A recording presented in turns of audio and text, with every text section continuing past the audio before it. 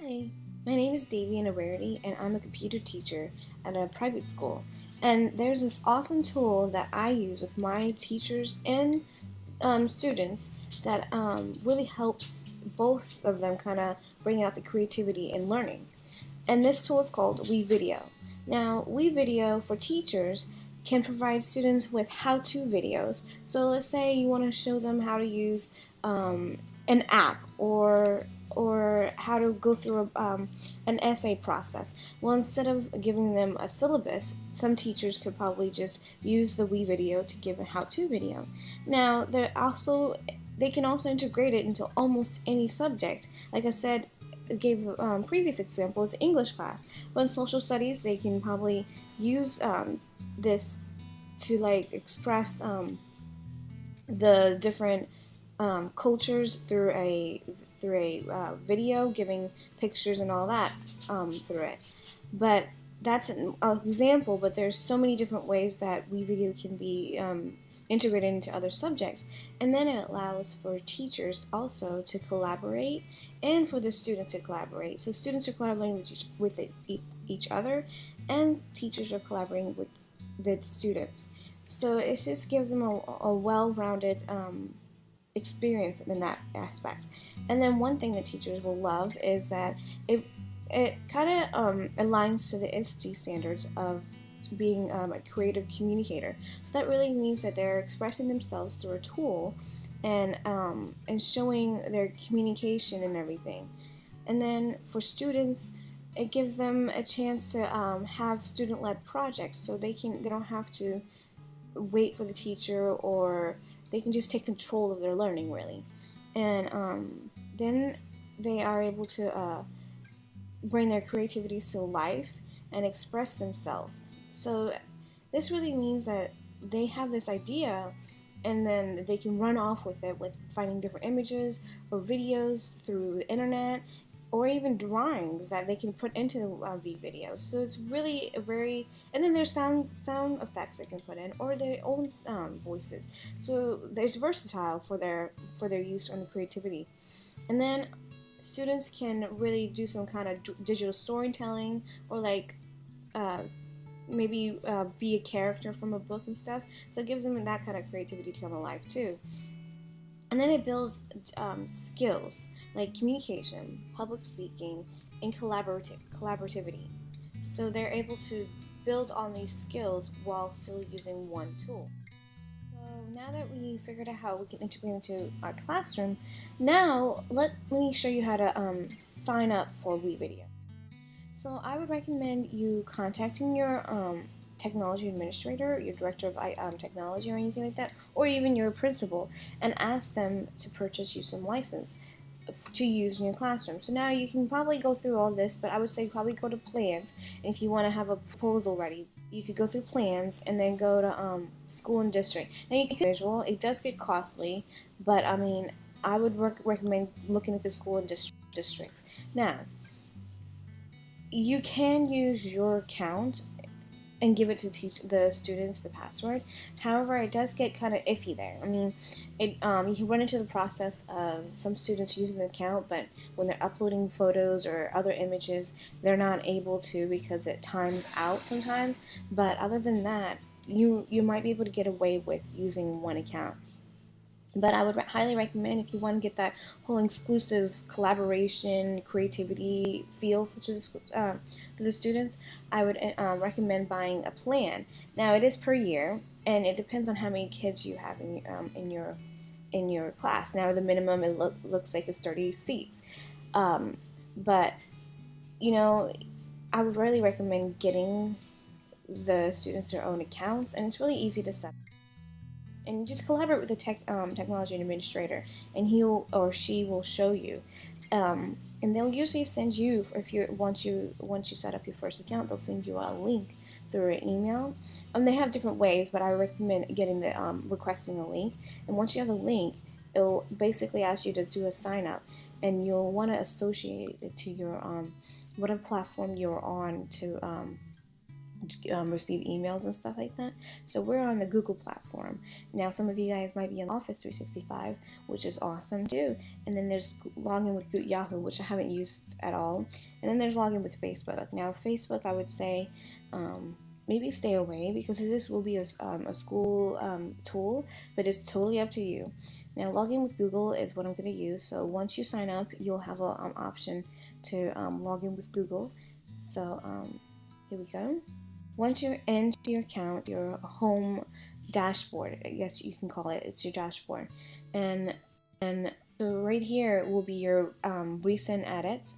And then right in the top area, you have your new, you can make a new video right here. We'll get into that later. And then we have you choose your templates. So they really give you some awesome templates to go through. And you have your stop motion. You have very like common things you might use it for, like you can even use it for event promotes and book reports, like I said, with an English example and stuff. And so that's just some templates you can just start right away. Let me show you how to use WeVideo, just the basics of it. So down here is like your tracker. You have video 1, 2, and this is where you're gonna put your media, like the pictures, videos, anything like that. Now audio, this is only, you can put music, sound effects, or anything in that. That's all. You can't really put that into the video. It won't allow you to do that. Now if we hover over this star with the folder, this is where you can get started by putting in the media that you want. So like for instance, if you want to if you want to put something into your video, you hold it down, like grab the media, and you put it into the video. If it's a video, now watch, if I put into audio, it turns red. So it kind of self-explains it, like it tells you what you can and cannot do. So just it'll play with the WeVideo, and you'll be able to learn the use of it really fast. Now this blue thing is called a Playhead. So it's kind of like a scanner. You move it around by dragging it, and let's cut this scene. You can hit this the scissors, and then let's say you want to name this scene or clip or anything, and you hit the add marker, and so you title it and then say done. And so when you hover over, you have this little dot right here, and you'll be able to see, oh, that's kind of like notes kind of to yourself. So that's the basics of there. And then if you want to preview something, you press this play button, and you can see what's happening just like that, and pause it. Now you can also have this, you can expand it. It's not, one thing to point out, the preview pane right here will show you low quality, meaning it won't give you the high definition of whatever camera you use. You would have to actually go to this finished video and not publish it, but like tell it to render kind of thing, so it can download it, and then you'll be able to see the actual footage of how well it was recorded or anything like that. And then if you let's do a sound. So the same thing with sound. You kind of bring it in here. You see, it won't let you do it in the video, so you have to go into audio, and you can drop it in there, and you can play it back and stuff like that. That's the basics of using it. We could always go into all this extra stuff, but I'm not going to go into that today. I want to show you how to finish your video, and it's going to be up here on this little toolbar up here. My video is your the video you're working on right now, so you can label it and then press OK. And then if you press finished video, you'll be able to tell it how you want to download it. Let me move myself over here. HD is what I recommend if you want the best quality. Now, WeVideo is integrated into different social media platforms, and you need different platforms in general. You have Dropbox if you have Dropbox account. You have Vimeo. You have YouTube. I tend to use Google Drive because, like I said, we are in the Google platform, so I find it easier to access my stuff. With Google Drive, WeVideo actually makes a folder for you. So when you have all your videos that you finished, it will send you an email saying your video has finished. Here's how you can download it or video it.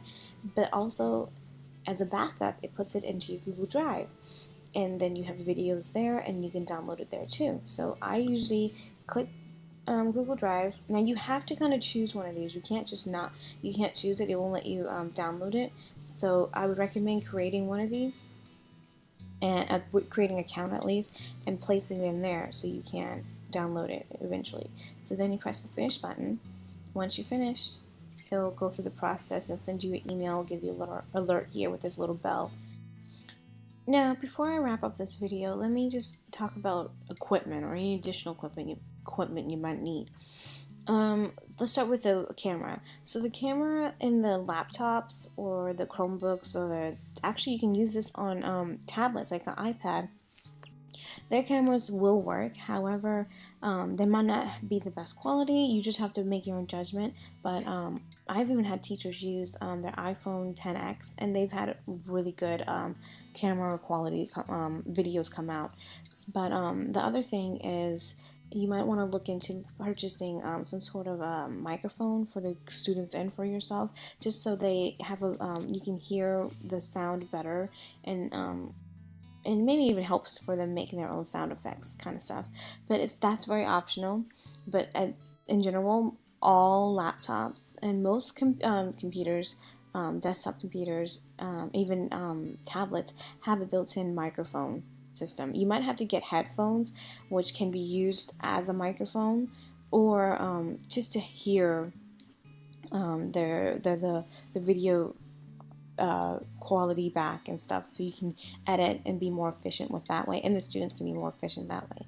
But other than that, I think just purchasing a microphone, maybe headphones, that might be the cost that you might have to think about when looking into using WeVideo. But I think that wraps it up. Thank you so much for joining me today. I hope this helped, and if you have any questions, just let me know. Thank you.